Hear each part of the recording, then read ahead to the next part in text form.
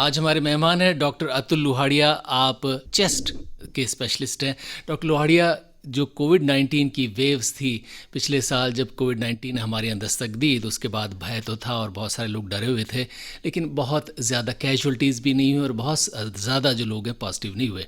लेकिन अभी जो 2021 में वेव आई, ये बड़ी ख़तरनाक बताते हैं लोग।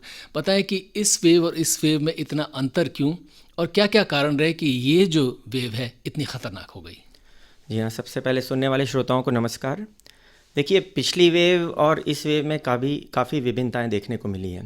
ये वेव में इन्फेक्शन भी ज़्यादा हुआ है और वायरुलेंट, जिससे हम खतरनाक जो स्ट्रेन कहते हैं, वो भी कुछ पाई गई है। तो खास करके मैं एक तो 3 चीज़ों पे जोर देना चाहूँगा कि एक तो उम्र के हिसाब से अगर अपन बात करें तो पिछली वेव में 60 साल के ऊपर वाले व्यक्ति ज़्यादा इन्फेक्टेड हुए थे। मोर्टेलिटी भी उनमें देखने को मिली थी। यंग लोगों में इतना नहीं हुआ था, माइल्ड इन्फेक्शन हुआ था और वो ठीक भी जल्दी हो गए थे। पर इस वेव में हमको यंग लोगों में ज़्यादा इन्फेक्शन पाया गया। 30, 40, 50 साल के लोग ज़्यादा इन्फेक्ट हुए और मोर्टेलिटी भी काफ़ी देखने को मिली है उनमें। तो एक तो उम्र के हिसाब से अपन बात करें तो यंग लोग ज़्यादा इन्फेक्टेड हुए उसमें और मोर्टेलिटी भी ज़्यादा हुई। दूसरी, क्लिनिकली अगर अपन बात करें तो इसमें श्वास संबंधित जो सांस की समस्या है वो ज़्यादा पाई गई। लंग्स में इन्फ्लेमेशन काफ़ी फटाफट हुआ, तेज़ी से हुआ और ऑक्सीजन रिक्वायरमेंट भी काफ़ी तेज़ी से बढ़ी। काफ़ी यंगस्टर्स लोगों में जो इन्फेक्शन हुआ उसमें ऑक्सीजन काफ़ी दिनों तक हमको देना पड़ा और काफ़ी दिन लग गए ठीक होने में भी उनको। तो ऑक्सीजन रिक्वायरमेंट जैसा कि इतना बढ़ गया था एकदम से कंजप्शन, और इंडस्ट्रियल ऑक्सीजन का भी हमको इस्तेमाल करना पड़ा। तो ये पहली वेव में इतना देखने को नहीं मिला था। तीसरा, मैं बात करूँगा रेडियोलॉजिकल प्रोग्रेशन। जैसे सिटी में जो पहले होता था, एक बार स्कोर आ गया, इतना फटाफट इन्फ्लेमेशन नहीं बढ़ रहा था पिछली वेव में। इस बार हम पहले शुरू में सिटी करा रहे हैं, 3 या 4 स्कोर आ रहा है और 3-4 दिन बाद ही अगर रिपीट करा रहे हैं तो 15, 20, 23, 22 स्कोर ऐसा भी देखने को मिला है 25 में से। तो एज के हिसाब से भी चेंजेस हुए हैं, क्लिनिकली भी डिटोरेशन ज़्यादा पाया गया है और रेडियोलॉजिकल जो सिटी चेंजेस है वो भी प्रोग्रेशन फटाफट हुआ है। लंग्स में इन्फ्लेमेशन काफ़ी जल्दी हुआ है इस वेव में। डॉक्टर लोहाड़िया, ये माना जाता है कि एक तरह का फ्लू ही है और फ्लू यानी आपके फेफड़ों को प्रभावित करता है, श्वसन तंत्र को प्रभावित करता है और इसी का विशेषज्ञ हैं। बताएं कि ये किस तरह का फ्लू है और इस बार क्या क्या इसने ज़्यादा परेशानियां किन किन कारणों से पैदा की। देखिए, कॉमन फ्लू होता है तो जिसमें वही अपर रेस्पिरेटरी सिम्टम्स होते हैं, उसमें जुकाम ज़्यादा पाया जाता है, छींकें आती है, रनी नोज़। इस कोरोना वायरस में बुखार के लक्षण ज़्यादा 70 से 80% लोगों में पाया जाता है। सूखी खांसी पाई जाती है, गले में खराश होता है। नेज़ल सिम्टम्स इतने प्रीडोमिनेंट नहीं होते हैं और लंग्स में फटाफट ये पहुंच के इन्फ्लेमेशन करता है ये वायरस दूसरे फ्लू के कंपैरिजन में। तो इसका वायरुलेंस रेट बहुत ज़्यादा है और लंग्स में, फेफड़ों में पहुंच के बहुत जल्दी इन्फ्लेमेशन कर रहा है, स्कोर्स को बढ़ा रहा है, सांस की समस्या फटाफट पैदा कर रहा है, निमोनिया बहुत ज़्यादा घातक कर रहा है। तो दूसरे फ्लू में और इसमें ये काफ़ी अंतर पाया गया इस वे में पर्टिकुलरली। डॉक्टर लोहाड़िया, ये बताएं कि क्या ये प्रामाणिक माने कि अगर हम मास्क, और बीच में तो ये भी हो गया कि अब आप 2 मास्क पहनिए, मास्क का इस्तेमाल करें तो इससे बचा ही जा सकता है। जी हाँ, बिल्कुल। देखिए, मास्क ही जब तक वैक्सीनेशन सबको नहीं लग जाते, मास्क भी एक वैक्सीन की तरह रूप में, क्योंकि आप सामने खड़े होकर बात कर रहे हैं किसी से तो बोलते छींकते टाइम कीटाणु हवा में आ जाते हैं। तो आपने अगर दोनों ने मास्क पहन रखा है तो वायरल लोड इतना अंदर नहीं जाता है, इतना इनेल नहीं कर पाते हैं अपन। तो मास्क जब तक अपने पास पूरा वैक्सीनेशन नहीं हो जाए और जब तक पूरे केसेस 0 नहीं हो जाए, मैं मानता हूँ मास्क तो पहनना चाहिए लोगों को। और अभी डबल मास्क भी इस वे में फ़ायदा पाया गया है कि एक मास्क से 60% प्रोटेक्शन होता है, तो डबल मास्क लगाते हैं तो 94% प्रोटेक्शन पाया गया। आप सिंपल मास्क पहनिए, या तो सर्जिकल मास्क, उसके ऊपर कपड़े का मास्क पहन लीजिए। भीड़ भाड़ वाले में जा रहे हैं तो, या हॉस्पिटल जा रहे हैं विजिट में, तो N95 मास्क पहन सकते हैं। डॉक्टर लोहाड़िया, एक जिक्र और आता है, इस विश्व स्वास्थ्य संगठन भी कहता है कि अगर आप किसी के सामने हैं और व्यक्ति खांस रहा है या छींक रहा है तो 2 मीटर की दूरी जो है वो होनी चाहिए। और लेकिन दूसरी एक बात और होती है कि एरोसोल हवा में भी जो है वायरस जाता है और उसके लिए 10 मीटर की दूरी भी काफ़ी कम होती है। तो बताएं ये बात कितनी प्रामाणिक है, और कोई पॉजिटिव व्यक्ति किसी कमरे में आकर बैठ के गया है तो क्या दूसरा व्यक्ति उससे तुरंत प्रभावित हो सकता है? जी हाँ, पहले अपन ये सोचते थे कि 6 फीट तक ये ट्रैवल करता है एरोसोल पार्टिकल इसका वायरस का, बट अभी कुछ शोध हुए हैं जिसमें ये पाया गया है कि ये 10 मीटर तक भी ट्रैवल कर सकता है। तो कुछ स्टडीज़ में आ भी गया है कि एयरबॉर्न भी ये इन्फेक्ट कर रहा है लोगों को, क्योंकि काफ़ी देर तक हवा में रह रहा है और 10 मीटर तक ट्रैवल कर रहा है। तो इसलिए अब आप कहीं भी जाएंगे तो इन्फेक्शन होने का खतरा बढ़ रहा है आपको, क्योंकि एयरबॉर्न होने के बाद आप हवा में अगर जा रहे हैं, किसी ने वहाँ छींक दिया, बोल दिया या फिर खांस दिया और आप उस प्लेस से पास आउट हुए तो भी आपको इन्फेक्शन होने का खतरा बढ़ जाता है। इसलिए मास्क बहुत ज़रूरी है। मास्क अगर आप पहन के रहेंगे तो वो इतना वायरल लोड एकदम से इनेल नहीं कर पाएगा। बाकी आपका बॉडी डिफेंस मैकेनिज्म अगर अच्छा होता है, इम्यूनिटी अच्छी होती है, तो अगर हल्का वायरल लोड जाता भी है तो उससे इम्यूनिटी बॉडी डिफेंस मैकेनिज्म लड़ लेता है उस कीटाणु से और हल्का सा इन्फेक्शन होकर निकल जाता है आपको ज़्यादातर। तो डॉक्टर लोहाड़िया, क्या कारण रहे इसमें? क्या हमारे ही दोष थे या इस दफ़े जो वेव आई इसका वायरस जो है कुछ अलग किस्म का, या इसका म्यूटेशन कुछ अलग था, या वेरिएंट अलग था कि इस बार ये इतना ज़्यादा घातक रहा? देखिए, दोनों कारण हैं। कुछ हमारी भी लापरवाही रही है, हम कुछ ज़्यादा ही ढिलाई बरतने लग गए थे। लोग मास्क भी पहनना ऑलमोस्ट बंद कर दिया था। जनवरी फरवरी में हम बात करें तो इन्फेक्शन रेट बिल्कुल गिर गई थी, काफ़ी कम हो गई थी। मार्च से अप्रैल से जब ये सेकंड वेव एकदम से आई तो किसी को प्रेडिक्टेड नहीं था कि इतना एकदम से इन्फेक्शन फैल जाएगा। तो कुछ लापरवाही शुरू में रही है अपन लोगों की भी कि भाई थोड़े कैजुअल हो गए थे, मास्क पहनना बंद कर दिया था, सोशल डिस्टेंसिंग ख़त्म सी हो गई थी, भीड़ भाड़ में काफ़ी शादियाँ ब्याह भी होने लग गए थे। तो ये कुछ लापरवाही थी उस समय, जब ऐसा लगने लगा था कि ठीक है इन्फेक्शन कम हो रहा है। बट सेकेंड वेव आते ही ऐसा लगा कि नहीं, अब वापस से अपने आप को बैक टू ट्रैक, सारे प्रिकॉशंस लेना ज़रूरी हो गया, मास्किंग, सोशल डिस्टेंसिंग और हैंड सैनिटाइजेशन। और दूसरा मैं कहूँगा कि यस, म्यूटेशन एक बहुत बड़ी बात है। जो म्यूटेंट, डबल म्यूटेंट स्ट्रेन है B1617 जो इंडिया में पाया गया, वो थोड़ा इन्फेक्शियस ज़्यादा है और वायरुलेंस भी ज़्यादा है। उसके कारण भी काफ़ी जो सीरियसनेस देखी गई और मोर्टेलिटी भी हुई, तो उस म्यूटेंट को भी हम एक रेस्पॉन्सिबल मान रहे हैं। ये बताएं कि क्या ये वायरस का म्यूटेशन तो और होता रहेगा, तो क्या इसके और ज़्यादा घातक स्वरूप आगे हमको देखने को मिलेंगे?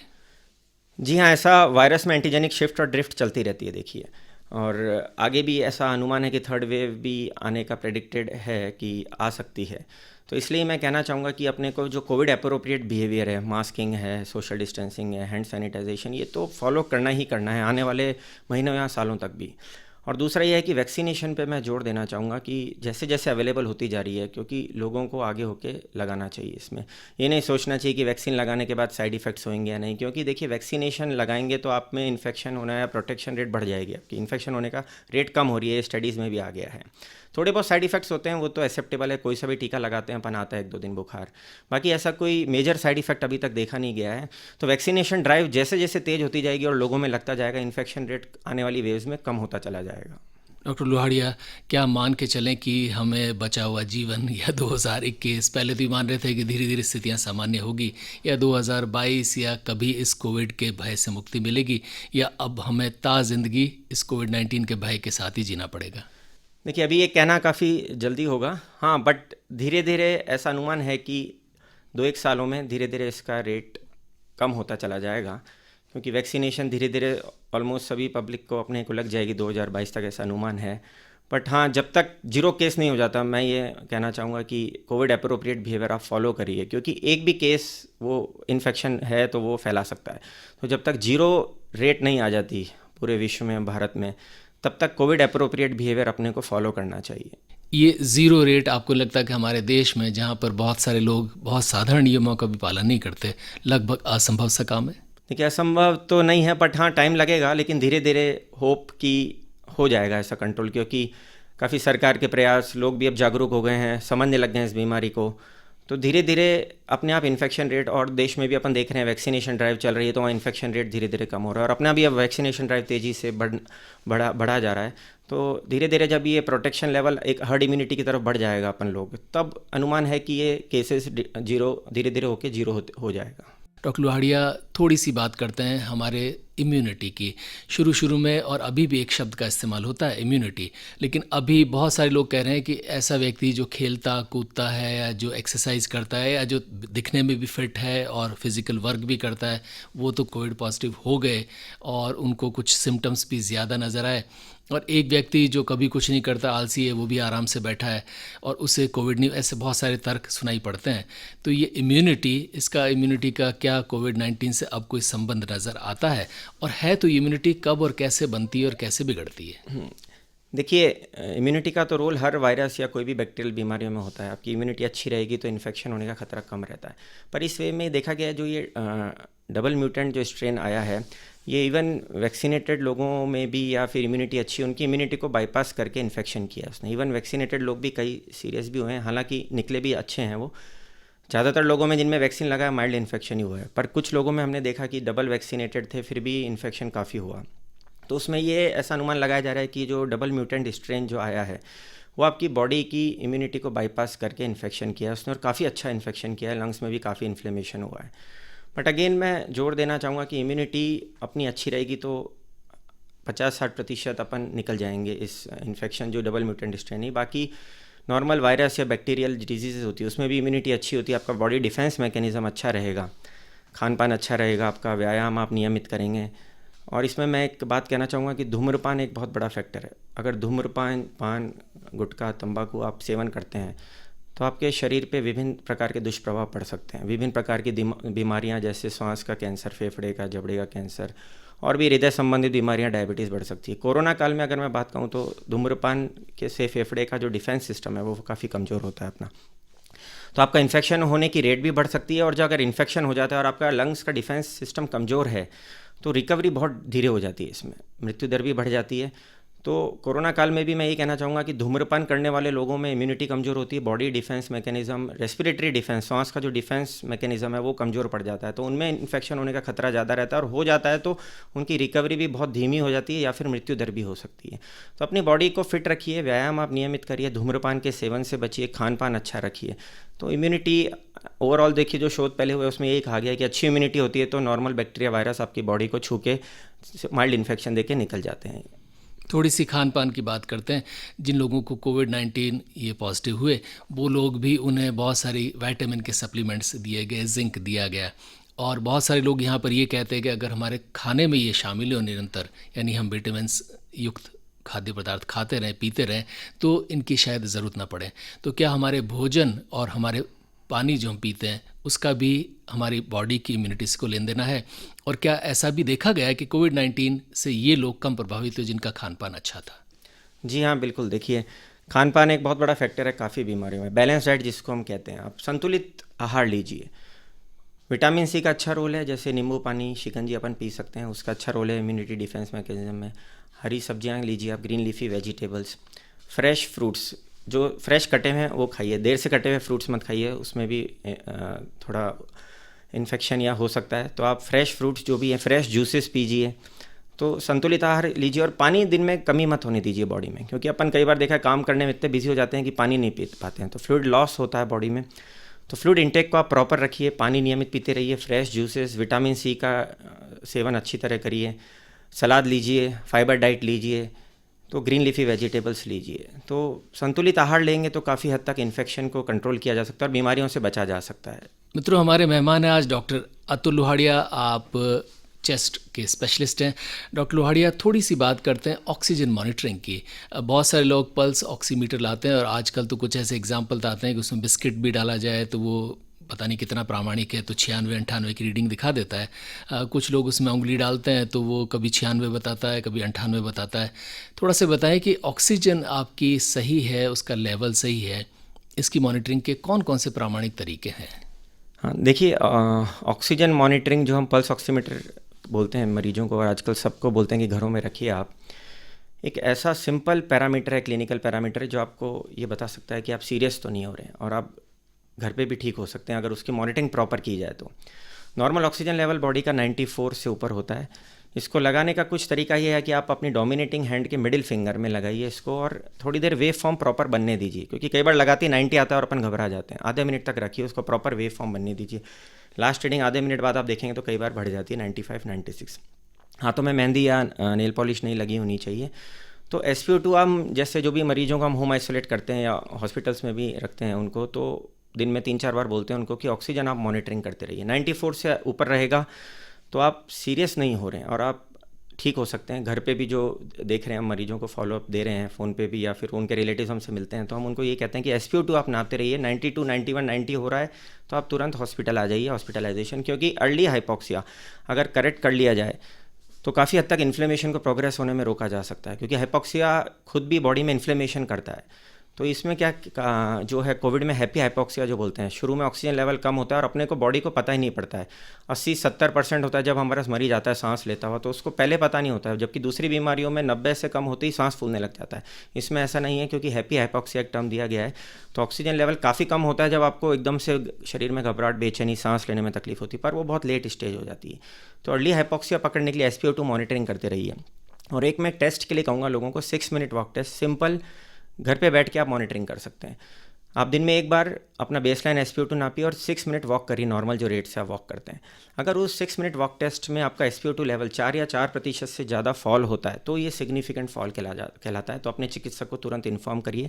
हम लोग ये हॉस्पिटल OPDs, फॉलोअप पेशेंट्स और इवन जो कोविड मरीज भर्ती हैं उनको डिस्चार्ज से पहले ये टेस्ट करवाते हैं, 6 मिनट वॉक टेस्ट। उससे ही आगे का बता सकते हैं कि ऑक्सीजन की ये 4% आदमी व्यक्ति नापेगा कैसे, और थोड़ा सा इसको एक आम आदमी को और थोड़ा हाँ सा जी, clear नहीं करें। जैसे अपन ऑक्सीजन नापते हैं SpO2, जी। आपका अभी आया है 95 मान लिए, तो नॉर्मल है ये। अब आप मरीज को बोलिए कि आप 6 मिनट अपने कॉरिडोर या घर की छत पर 6 मिनट चलिए। उसको SpO2 को पहले नाप लिया आपने 95 और 6 मिनट बाद वापस उसको आप नापिए। अगर वो 91 आ रहा है तो मतलब 4% फॉल हो गया, 95 से 91 या उससे भी कम हो रहा है तो ये सिग्निफिकेंट फॉल है। ये दर्शा रहा है कि आपके हाइपोक्सिया शुरू हो चुका है अंदर, आपको पता नहीं पड़ रहा है पर आपके चलने में ऑक्सीजन फॉल और हो अगर रहा है। बढ़ा हुआ मिले तो बढ़ा हुआ है तो आप नॉर्मल हैं, बहुत अच्छी बात है। 6 मिनट वॉक टेस्ट अगर नॉर्मल है तो आपका हाइपोक्सिया नहीं हो रहा है और बहुत अच्छी बात है ये।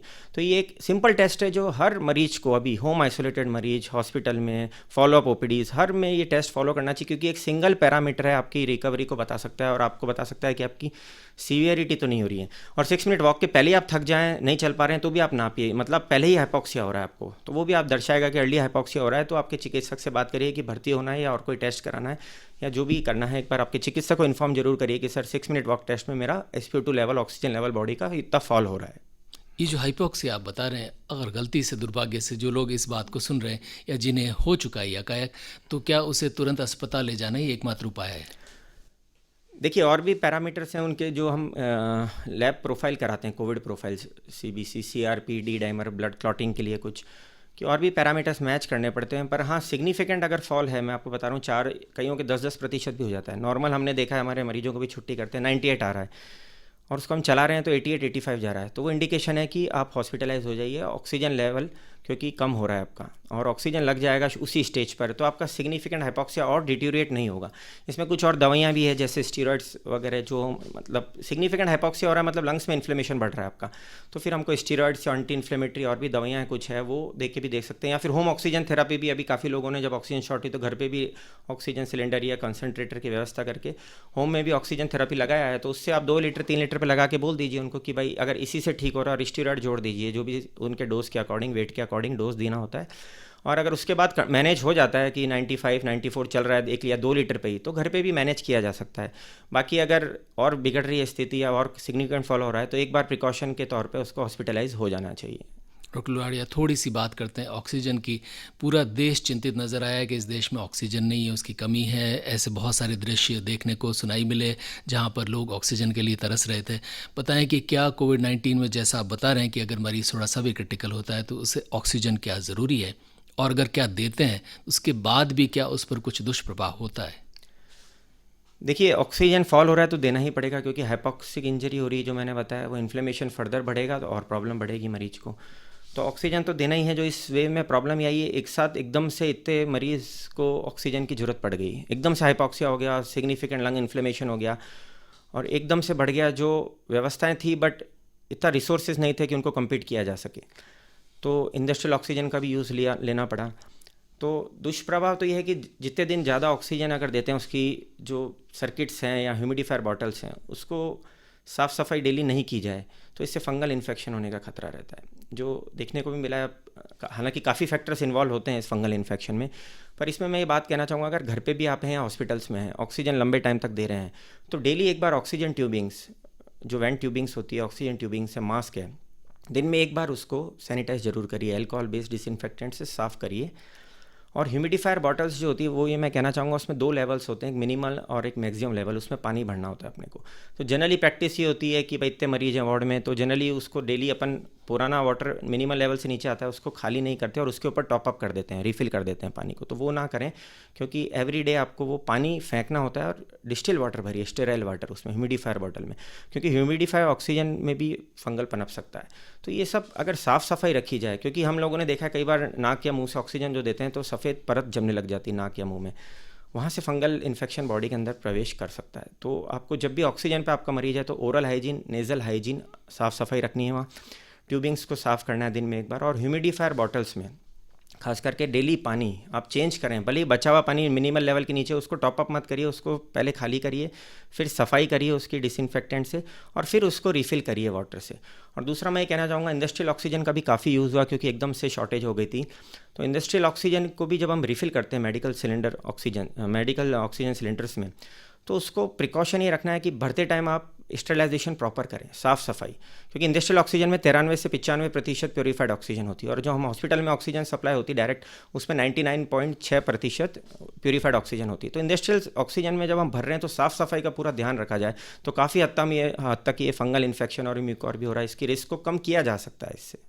डॉक्टर लोहाड़िया, वे लोग जो ठीक होके आ चुके हैं, हॉस्पिटल में थे, या जिन्होंने लंबे समय तक ऑक्सीजन ली, या जिनको कोई दूसरी भी परेशानियां रही, और वे लोग भी काफ़ी घबराए हुए हैं, एक तो ये कि कोविड-19 से फ़िलहाल वे रिकवर हैं, क्या भविष्य में कोई और परेशानियां तो नहीं होगी, और दूसरा जैसा आप जिक्र कर रहे हैं और सब लोग जानते हैं कि फंगस भी एक बहुत बड़ी समस्या बन चुका है।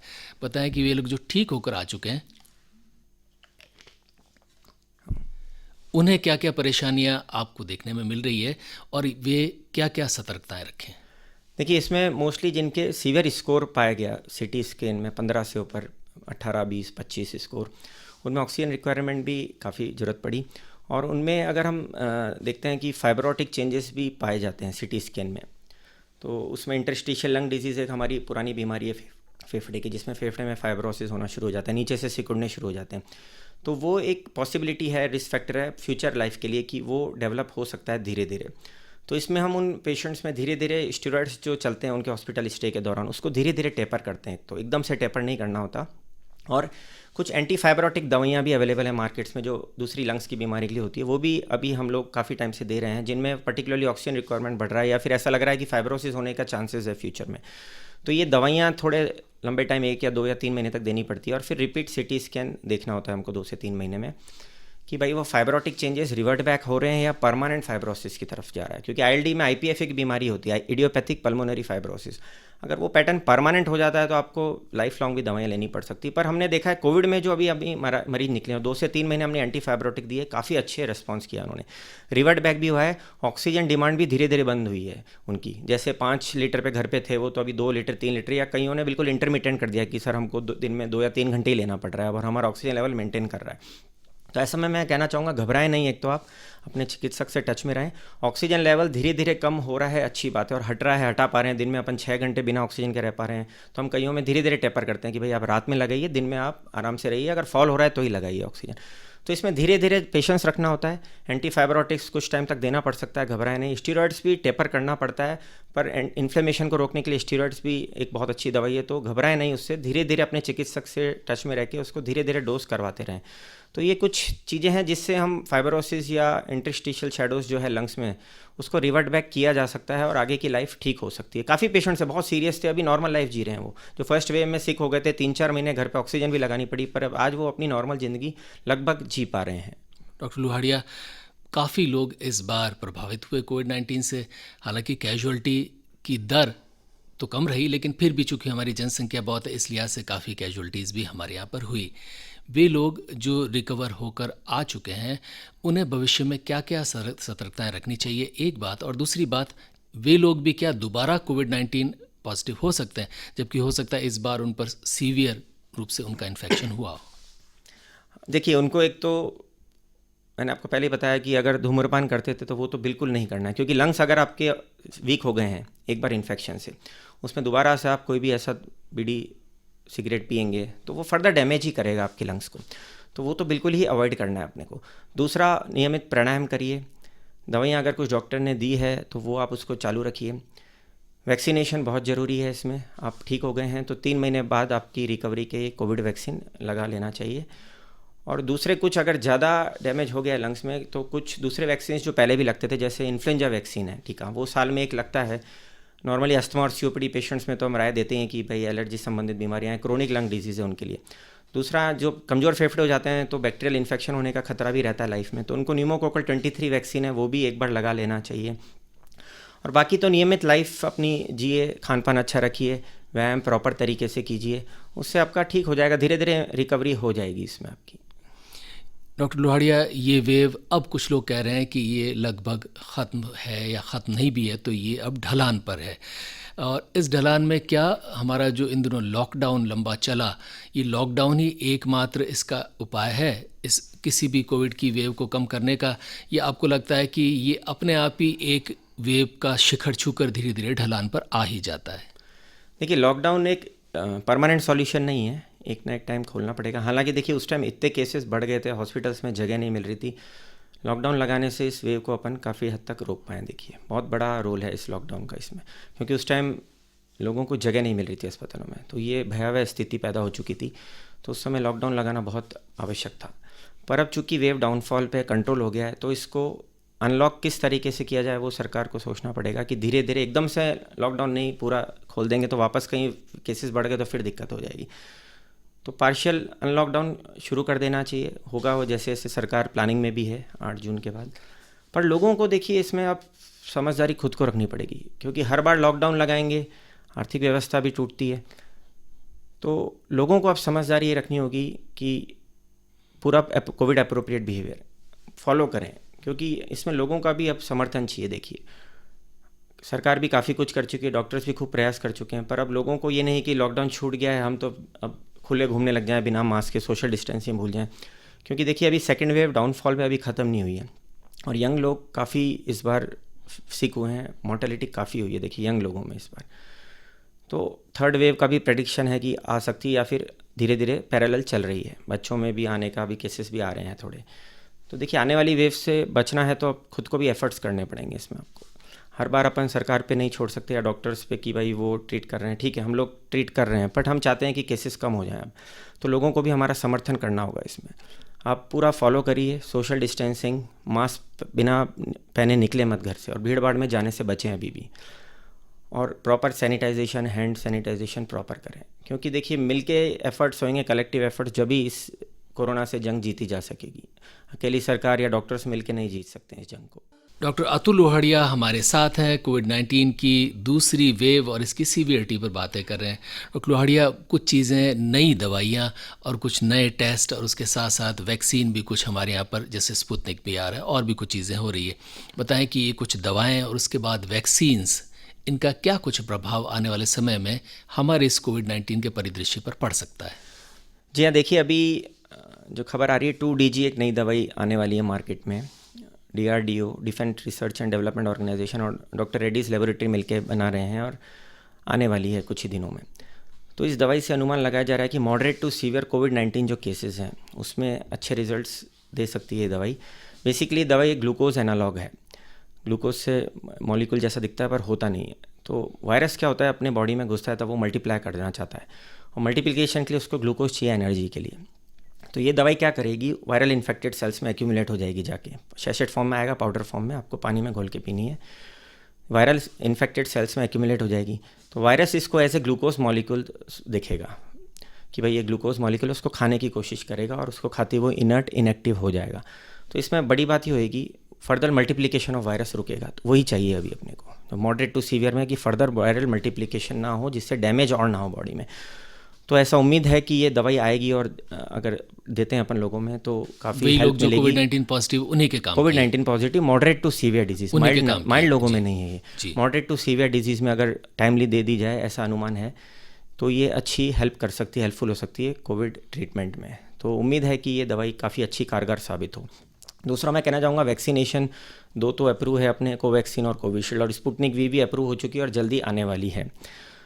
तो तीनों वैक्सीन अच्छी है, लगाना है। वैक्सीनेशन जैसे जैसे अवेलेबल हो रहा है, जैसे जैसे सरकारी गाइडलाइंस के अकॉर्डिंग, 18 से ऊपर है तो सबको लगाना ही है, जैसे जैसे स्लॉट में नंबर आ रहा है।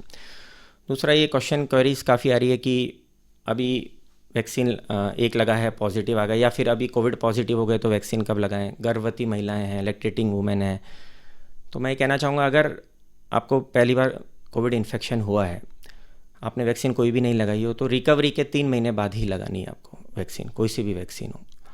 दूसरा, अगर एक वैक्सीन डोज ले ली है और फिर बीच में कोविड इन्फेक्शन हो गया, तो सेकंड डोज को भी आप वही 3 महीने बाद ही लगाना है, क्योंकि उसका जब आप एक बार इन्फेक्शन हो गया तो 3 से 6 महीने आपकी बॉडी में न्यूट्रलाइजिंग एंटीबॉडीज़ थोड़ी डेवलप हो जाती है। तो कोविड इन्फेक्शन हुआ, डोज नहीं ली हुई है, या पहली डोज ली है फिर कोविड इन्फेक्शन हुआ है, तो 3 महीने बाद रिकवरी के ही वैक्सीन लगानी है, सेकेंड डोज या फिर फर्स्ट डोज आपकी। कोवैक्सीन की अगर अपन बात करें तो सेकेंड डोज में गैप 4 से 6 सप्ताह जो पहले का था वही चल रहा है। कोविशील्ड में अभी ये पाया गया है कि जितना ज़्यादा गैप होगा एफिकेसी बढ़ जाएगी। तो पहली डोज और दूसरी डोज में 12 से 16 सप्ताह का गैप अब होना चाहिए कोविशील्ड वैक्सीन में। और स्पुतनिक वी जो आ रही है उसमें तो 3 सप्ताह का गैप है, 21 दिन का, वो अभी आएगी मार्केट में। पर सारी वैक्सीन्स अच्छी है, एफिकेसी लगभग 70 से 90-95% है, तो लगा लेनी चाहिए। देखिए किसी अगर एफिकेसी वैक्सीन की मैं कहूँ 50% भी, अगर आपको 50% भी प्रोटेक्शन दे रही है तो काफ़ी है। तो ये तो अच्छी वैक्सीन से 70 से 90% तक प्रोटेक्शन दे रही है। तो सबको जब भी अपना नंबर आए वैक्सीन से पीछे नहीं हटना है। Vaccination drive must go on और सबको धीरे धीरे वैक्सीनेटेड होना है। डॉक्टर लोहाड़िया, एक साधारण सा प्रश्न आम आदमी के मन में आता है कि एक ही परिवार में एक व्यक्ति, जो 4 लोग साथ बैठे हैं, तो एक व्यक्ति पॉजिटिव है, लेकिन हो सकता है बाकी 3 जो है वो पॉजिटिव नहीं हो। कहीं पूरा का पूरा परिवार हो गया, कहीं पर एक जगह साथ काम करने वाले 4 लोग हैं, उनमें से हो सकता है 3 पॉजिटिव हो गया, लेकिन चौथा रह गया जो उनके साथ ही बैठता था। क्या कुछ कारण है कि वे लोग जिन्हें अभी तक जो कोविड-19 पॉजिटिव नहीं हुए, वो किन कारणों से बच पाए? देखिए इम्यूनिटी, बॉडी की इम्यूनिटी काफ़ी अच्छी होती है कईयों की। छोटा मोटा इन्फेक्शन उनको क्या पता अगर टेस्ट नहीं कराया हो और हो चुका हो, उनको एसिम्प्टोमेटिक हैं काफ़ी पेशेंट्स कि भाई ठीक है घर में 3 पॉजिटिव है, 1 नहीं आया, टेस्ट नहीं भी हो पाया कि चलिए किसी कारणवश, और उसको एसिम्प्टोमेटिक होकर निकल गया, उसको लक्षण नहीं हो, तो ऐसा भी हो सकता है। बट इस वे में देखा गया काफ़ी फैमिलीज़ इन्फेक्ट हुए हैं क्योंकि वो म्यूटेंट स्ट्रेन जो भी था या कोई और कारण हो। बट काफ़ी जो पहली वे में 1 होता था 2-3 रह जाते थे, पर इस वे में 5 है तो 2 से 3 लोगों में परिवार में देखने को मिला है। तो बॉडी डिफेंस मैकेनिज्म सिस्टम बहुत एक बड़ा कारण हो सकता है इसमें, कि हो सकता है उनको होके निकल गया हो या एसिम्प्टोमेटिक या फिर नहीं भी हुआ। पर जब भी अगर घर में कोई है तो उसको आइसोलेट करना है आपको। पॉजिटिव अगर रिपोर्ट आ गई है तो मास्क पहन के रखना है, वो कोविड अप्रोप्रिएट बिहेवियर प्रिकॉशंस सारे फॉलो करने हैं। एक मैं गर्भवती महिलाओं और उनके लिए भी कहना चाहूँगा कि अभी रिकमेंडेशन में गर्भवती महिलाओं के लिए नहीं आया है कोविड वैक्सीनेशन का, पर अभी रिसेंट गवर्नमेंट ऑफ इंडिया ने लैक्टेटिंग वुमेन जो स्तनपान कराती है महिलाएं, उनके लिए आ गया है कि वैक्सीनेशन लगवा सकते हैं। तो क्योंकि वो हाई रिस्क केसेस होते हैं, देखिए ये सब, तो गर्भवती महिलाओं के लिए तो अभी चल रहा है, रिकमेंडेशन आएगा उसके बाद ही हो पाएगा कोविड वैक्सीनेशन का, पर लैक्टेटिंग वुमेन्स को कोविड वैक्सीनेशन लगवा लेना चाहिए। डॉक्टर लोहाड़िया, दुर्भाग्य से बहुत सारे लोगों ने इस वेव में जान गंवाई, और इसमें आम भी था और ख़ास भी था। बहुत सारे केसेस आपने खुद ने देखे होंगे। थोड़ा सा एक साधारण तौर पर एक साधारण व्यक्ति को समझने के हिसाब से बताएं कि वे लोग जो इस कोविड-19 के इस वेव में अपनी जान गंवा चुके थे, उनसे क्या क्या बड़ी बड़ी चूक हो गई, या कहाँ कहाँ हमारे सिस्टम में क्या कुछ गलतियाँ रही जिन्हें हम सुधार सकते हैं? हाँ, देखिए मैं एक सबसे बड़ा कारण बताऊँगा इसमें। आप बुखार को इग्नोर मत कीजिए इस बीमारी में। नॉर्मली अपना ये होता है 3-4 दिन बुखार है, वायरल होगा, छोटा मोटा होगा, निकल जाएगा। इस वेव में जो हमने देखा है, जो सीरियस भी हुए हैं हमारे पास, जो रेफ़र हुए हैं 5-5, 7-7 दिन घर पे छोटी मोटा इलाज करा रहे हैं, दवाइयाँ प्रॉपर नहीं ली गई और बुखार टूटा नहीं है उनका। फिर वो आए हैं तो एकदम से सिटी स्कैन कराया हमने, 20 स्कोर 23 स्कोर, तो इसमें आपके 1 दिन की भी लापरवाही भारी पड़ी है। देखिए शुरू के 5 दिन वायरल रेप्लिकेटिव फेज़ होते हैं अपने। फीवर आता है आपको 80 to 90% लोगों में आता है, और काफ़ी लोगों में इसमें पहले दिन आया, दूसरे दिन आया, फिर चला जाता है। बॉडी अपनी इम्यूनिटी है उससे लड़ लेती है। तो मैं कहना चाहूँगा फीवर का एक ऐसा कारण है, जो लक्षण है उसको इग्नोर मत कीजिए। आप फीवर आया, ठीक है, आपके डॉक्टर को इन्फॉर्म कर दीजिए। जो भी होम रेमेडीज़ है, प्राइमरी माइल्ड सिम्टम के लिए मेडिकेशन है वो आपको बता देंगे, टेस्टिंग जो होती है वो बता देंगे। फीवर आपका परसिस्टेंटली हाई ग्रेड चल रहा है, 102, 103, चौथा 5वां दिन, तो देखिए वायरल रेप्लिकेटिव फेज़ खत्म होने के बाद पल्मोनरी या इन्फ्लेमेटरी फेज़ शुरू होता है। वो डेंजरस टर्न कहते हैं हम इस वायरल फेज़ को। तो 5वें-6ठे दिन या तो आपका फीवर परसिस्ट कर रहा है, या फिर पहले दिन फीवर आया और 5वें-6ठे दिन तक नहीं आया और वापस आने लग गया। दैट मीन्स आप डेंजरस टर्न की तरफ बढ़ रहे हो। वायरल बढ़ रहा है रेप्लिकेटिव फेज़ से पल्मोनरी इन्फ्लेमेटरी फेज़। वहाँ आपको अलर्ट हो जाना चाहिए एग्रेसिव थेरापी के लिए। हम लोग जो 5वें-6ठे दिन है तो स्टीरॉइड्स तुरंत जोड़ना होता है उसमें, क्योंकि इन्फ्लेमेशन फर्दर अगर बढ़ गया तो साइटोकाइन स्टॉर्म आ सकता है। स्टीरॉइड्स का मैं कहूँगा टाइमली अगर जुडिशियसली यूज़ किया जाए तो लाइफ सेविंग ड्रग्स है। पहले दिन आते ही लोग ले रहे हैं वो गलत है। बुखार आता है स्टीरॉइड शुरू कर देते हैं। देखिए वायरल रेप्लिकेटिव फेज़ में अगर आप स्टीरॉइड्स लेंगे तो प्रोलॉन्ग कर रहे हैं डिजीज़ को, आप फर्दर मल्टीप्लिकेशन और बढ़ जाएगा। आप वेट करिए, अपनी बॉडी को लड़ने दीजिए 2-3 दिन। नहीं रुकता है फीवर, 103, 104 जा रहा है 5वें-6ठे दिन, तो फिर आप तुरंत अपने चिकित्सक से राय लीजिए। हम लोग उसमें, क्योंकि वहाँ स्टीरॉइड्स जोड़ने का तुक बनता है और बहुत लाइफ सेविंग हो सकते हैं वो, क्योंकि अगर वहाँ 1 या 2 दिन की भी डिले हो जाए और लंग्स में इन्फ्लेमेशन हो जाता है तो साइटोकाइन स्टॉर्म जिसको हम कहते हैं, एकदम से ऑक्सीजन डिप होता है, एकदम से सारी समस्या उत्पन्न हो जाती है। वहाँ से फिर निकाल पाना मरीज के लिए बहुत मुश्किल होता है, बहुत एफर्ट्स करने पड़ते हैं और फिर काफ़ी जो हमने देखे यंग पेशेंट सिक रहे हैं और काफ़ी मॉर्टेलिटी भी हुई है। तो वहाँ कुछ चूक मैं समझता हूँ कि लक्षण आने के बाद अपन 3-4 दिन घर पे निकाल देते हैं और वो फिर दूसरों को भी इन्फेक्ट हो जाता है, क्योंकि आदमी आइसोलेट नहीं होता, टेस्ट नहीं कराता है जब तक।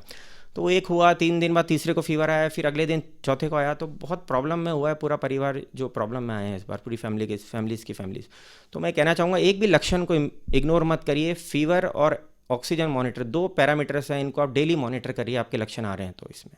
जी डॉक्टर लोहाड़िया, बहुत सारी बातें हैं, बहुत सारे सवाल हैं लोगों के जहन में, लेकिन फिर भी जाते जाते संक्षेप में तमाम लोगों को आप क्या कहेंगे? जी हाँ, मैं ये कहना चाहूँगा कि एक तो संतुलित आहार लीजिए, नियमित व्यायाम कीजिए, धूम्रपान तंबाकू सेवन से बचिए। Covid appropriate behaviour most important है। जब तक मैं ये कह रहा हूँ 0 केस नहीं हो जाते पूरी दुनिया, विश्व, भारत में, तब तक कोविड अप्रोप्रिएट बिहेवियर ना छोड़ें प्लीज़, क्योंकि आने वाली वेव्स का ये एक्सपेक्टेड क्या नहीं हुआ है। कोविड-19 appropriate behaviour? Sir social distancing, masking और सैनिटाइजेशन, ये कोविड अप्रोप्रिएट बिहेवियर है। 3 चीज़ें जो हम फॉलो करते हुए आ रहे हैं, इसको और गंभीरता से पालन कीजिए। लॉकडाउन खुलेगा उसके बाद भी आप अपने को इस बिहेवियर से हटाएं नहीं, प्रॉपरली फॉलो करें। बाहर जा रहे हैं, बिना कारण के बाहर मत निकलिए, भीड़ भाड़ वाले इलाके में ना जाइए, क्योंकि अभी पता नहीं आगे क्या वेव कैसी आएगी, क्या प्रेडिक्शन है, क्या म्यूटेशन और होएगी। तो ये बहुत ज़रूरी है। और वैक्सीनेशन के लिए मैं जोर देना चाहूँगा कि वैक्सीनेशन खासकर कि शहरों में और रूरल एरियाज़ से जो पेशेंट्स आ रहे हैं, वो अभी भी कह रहे हैं हमसे कि नहीं सर बुखार आएगा, ये गंभीर लक्षण नहीं हो जाएंगे। तो मैं उनसे कहना चाहूँगा कि कोई मेजर साइड इफ़ेक्ट्स नहीं है, गिने चुने हैं। आप वैक्सीनेशन लगाएंगे तो जो मेजॉरिटी ऑफ केसेस, जो सिकनेस, देखिए इन्फेक्शन फिर भी हो सकता है वैक्सीन लगाने के बाद, पर मॉर्टेलिटी जो स्टडीज़ में आएगी, डेथ रेट काफ़ी कम हो जाते हैं, और वही चाहिए अपने को कि माइल्ड इन्फेक्शन हो के आदमी निकल जाए, कोई दिक्कत नहीं है, पर डेथ बहुत बड़ा हानि है पूरे परिवार के लिए। तो वो उससे अगर हम बचाव कर सकते हैं तो बहुत अच्छी बात है। तो vaccination drive must go on, और वैक्सीनेशन सबको लगाना है जैसे जैसे गवर्नमेंट गाइडलाइंस आती जा रही है। डॉक्टर अतुल लोहाड़िया, आपका हृदय से आभार।